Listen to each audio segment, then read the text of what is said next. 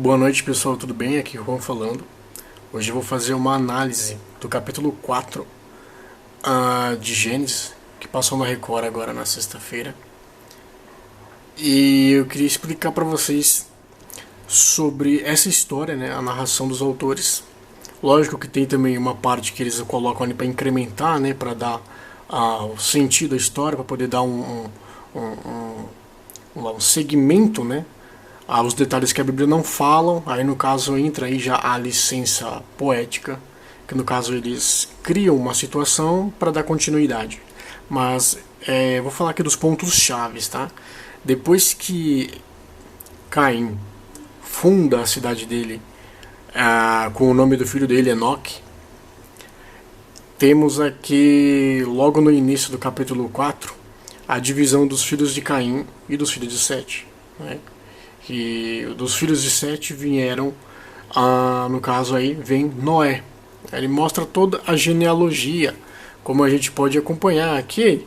Eu tô com a Bíblia desse lado, tá bom? Pra gente poder estar acompanhando junto. E só vamos fazer uma leitura breve, para vocês poderem estar entendendo, tá? Então vamos aqui, ó. E viveu Sete 105 anos, e gerou a Enos. E viveu Sete, depois que gerou a Enos, 807 anos, e gerou filhos e filhas. E foram todos os dias de Sete 912 anos, e morreu. E viveu Enos 90 anos, e gerou Cainã. E viveu Enos, depois que gerou Cainã, 815 anos, e gerou filhos e filhas. E todos os dias de Enos foram 905 anos, e morreu. E viveu Cainã 70 anos, e gerou Malalel. E viveu Cainã, depois que gerou Malalel, 840 anos, e gerou filhos e filhas. E foram todos os dias de Cainã 910 anos, e morreu. E viveu Malalel 65 anos, e gerou Jared. E viveu Malalel, depois que gerou Jared, 830 anos, e gerou filhos e filhas. E foram todos os dias de Malalel 895 anos, e morreu. E viveu Jared 162 anos, e gerou Enoque. E viveu Jared, depois que gerou Enoque, 800 anos, e gerou filhos e filhas. E foram todos os dias de Jared 962 anos, e morreu. Agora, esse ponto aqui, a própria série cita essa descendência, tá, a partir de Sete. Mas eu queria chegar nesse ponto aqui, por isso eu fiz a leitura para vocês poderem entender o contexto disso. Tá, a partir do versículo 21 diz assim: E viveu Enoque 65 anos, e gerou a Matusalém. E andou Enoque com Deus, depois que gerou a Matusalém 300 anos, e gerou filhos e filhas. E foram todos os dias de Enoque 365 anos. E andou Enoque com Deus, e não apareceu mais, porquanto Deus para si o tomou. Tá? A partir dessa parte aqui, voltando para vocês poderem entender, da questão primeiro da linhagem ter vivido aí centenas de anos. Né? Muitas pessoas perguntam, não, na verdade o calendário deles era diferente. Né? Falam que é um calendário de contagem de, na verdade não são anos, são dias, né? E se não são dias, são meses. Né? Mas você vai fazer as contas, não faz sentido serem dias e nem meses, não bate também, se for comparar com os nossos dias. Tá bom? Não bate. O que acontece é que, para você entender isso aqui de forma fácil, assim como Adão teve vários filhos e filhas, e a Bíblia diz que Enoque era o sétimo depois de Adão, você percebe que, na verdade, o homem naquela época, para quem crê em Deus e que nós fomos feitos pela mão do Criador, o homem ali naquela época, ele estava vivendo muito mais tempo. Né? Ele estava vivendo muito mais tempo do que a nossa geração atual. Tá? Mas por quê?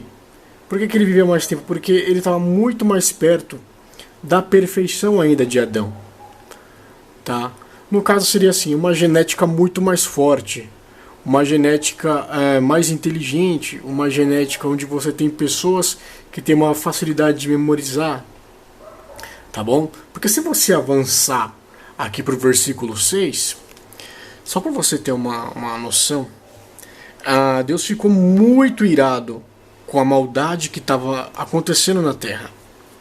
Ficou muito irado, porque se você levar em conta que o homem hoje em dia ele já vive na casa de 70, 80, 90 anos, até 100 anos por força maior.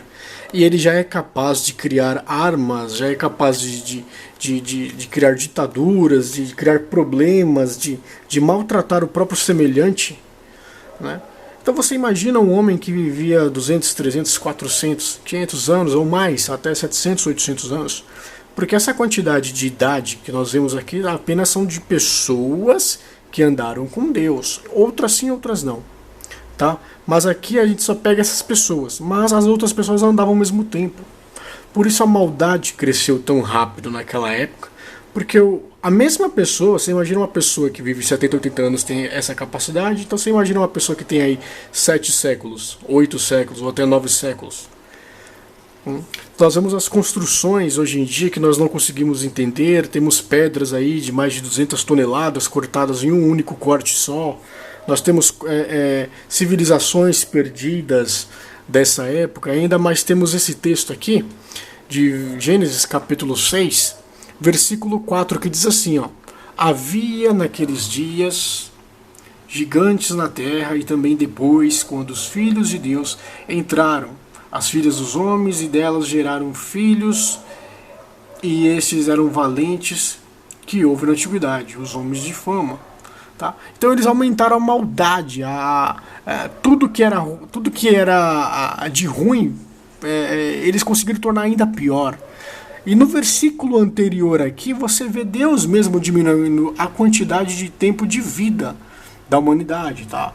Então disse o Senhor: não contenderá o meu espírito para sempre com o homem, porque ele também é carne, porém os seus dias serão 120 anos.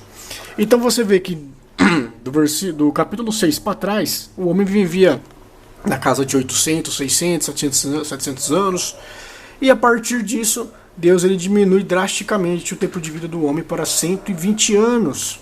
Então isso ele tirou muito aí da quantidade de tempo que o homem vivia, ele tirou praticamente aí 8 vezes mais, né?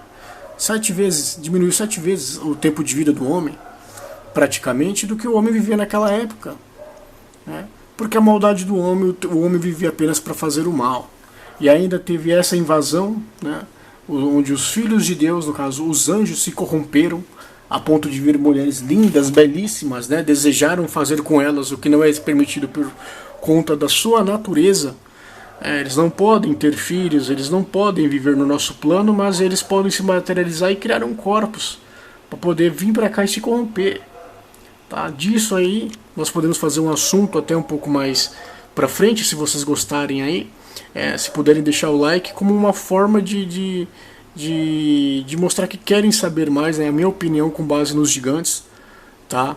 Com base nos deuses antigos, as mitologias antigas e o que eles têm a relação com os Néfilins, que são os descendentes dos anjos caídos. Tá? Então se vocês quiserem eu trago esse artigo baseado na Bíblia, para que vocês possam ver também a minha opinião sobre esses gigantes, esses heróis, homens de fama da antiguidade. Isso explica também muitas coisas, construções antigas que o homem hoje em dia não consegue compreender, e está muito ainda além do nosso tempo, porém ainda a gente tenta entender uma coisa que está fora, que é muito difícil para uma mentalidade de 70, 80 anos, limitada, sendo que naquela época o homem vivia séculos, tá? 5, 6, 7 séculos.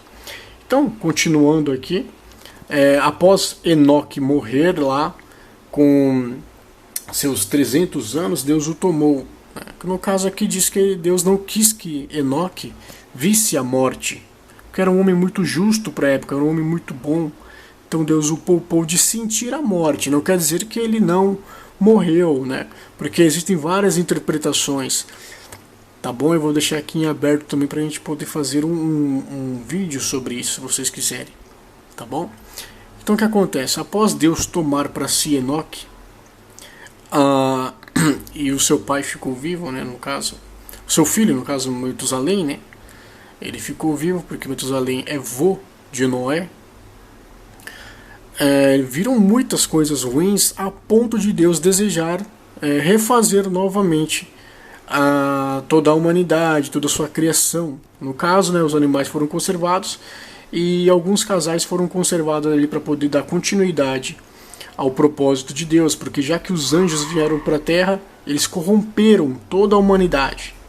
Então Deus teve que eliminar pela raiz, poupando apenas aqueles que estavam incorruptos e aqueles que andavam com Deus, onde foi no caso que Noé achou favor aos olhos de Deus, para poder continuar esse empreendimento, do propósito de Deus de manter aquele pacto que ele fez no começo com Adão e Eva, que viria um descendente que pisaria na cabeça da serpente, mas que teria o calcanhar machucado. Então, baseado nisso, aqui o quarto capítulo de Gênesis da Record está muito bem estruturado, de acordo com a Bíblia mesmo. Tá certo? Está muito bem estruturado, está muito bom. A única coisa que não mostrou aqui, nesse capítulo, foi mesmo a questão dos gigantes. Isso daqui não foi mostrado, não mostraram a questão dos gigantes, não mostraram também a questão da hibridização dos animais, porque os animais foram corruptos também, se corromperam. Na verdade, os anjos caídos com seus filhos corromperam a genética dos animais, como você pode ver em Gênesis capítulo 6, versículo 7, que diz assim, vamos lá. Aqui, e disse o Senhor: destruirei o homem que criei de toda a face, desde o homem até o animal, até o réptil, e até a ave dos céus, porque me arrependo de haver feito. Então aqui o que acontece é que, na verdade, toda a criação estava corrompida, tinha manipulações genéticas já, pela inteligência, que nós não temos noção, nós não conseguimos mensurar a inteligência angelical, que se misturou, se corrompeu, que já era corrompida, a mentalidade do homem, quanto mais aqueles anjos que quiseram vir para a Terra com um propósito imundo, não de acordo com a sua natureza. Então o capítulo terminou assim também de uma forma espetacular, porém não mostrou essa questão aí dos animais, da hibridização, não mostrou a questão dos gigantes. Talvez pode ser que fique para o próximo capítulo alguma explicação, porque seria interessante mostrar isso para os leigos e também para os conhecedores da Bíblia. Bom, pessoal, espero que vocês tenham gostado.